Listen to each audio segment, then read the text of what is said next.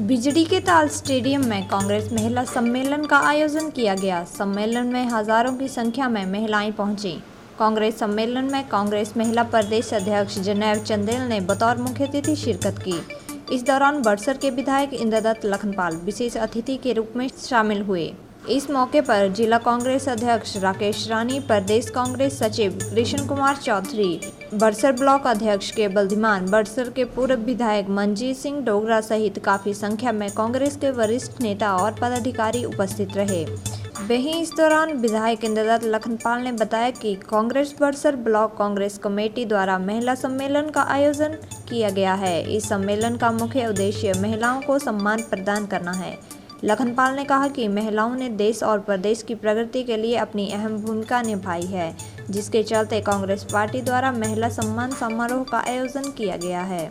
वहीं विधायक इंद्रदत्त लखनपाल ने बीजेपी सरकार पर जमकर निशाना साधा है। उन्होंने कहा कि बीजेपी सरकार महंगाई, बेरोजगारी को बढ़ावा दिया है, जिसका विरोध जताने के लिए बिजड़ी के ताल स्टेडियम में हजारों की संख्याओं में महिलाएं पहुंची हैं।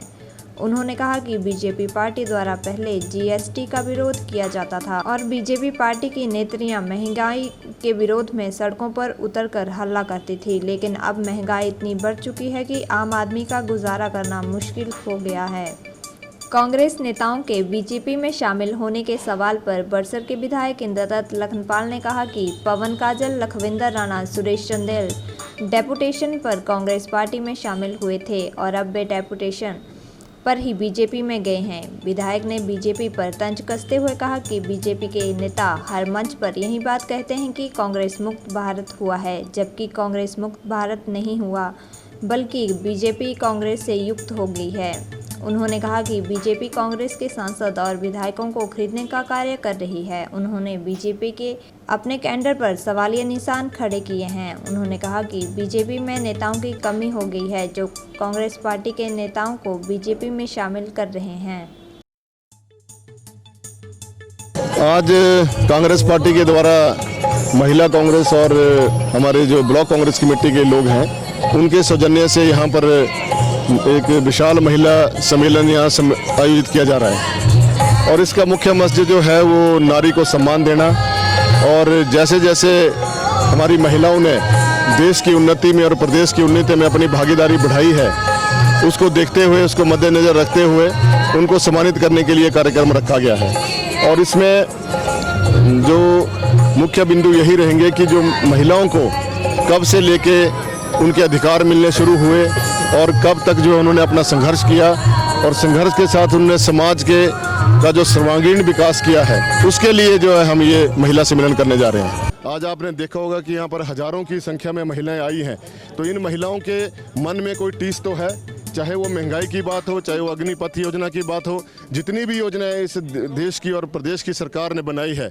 आप देखिए, जीएसटी को पहले ये विरोध करते थे। इनकी जो महिलाएं हैं, वो महिला नेत्रियां थी जो बड़ी बड़ी, वो जीएसटी को लेकर विरोध करती थी, वो आधार कार्ड को लेकर विरोध करती थी, वो एफडीआई को लेकर विरोध करती थी, महंगाई को लेकर विरोध करती थी, गैस की कीमतों की बढ़ने पर विरोध करती थी।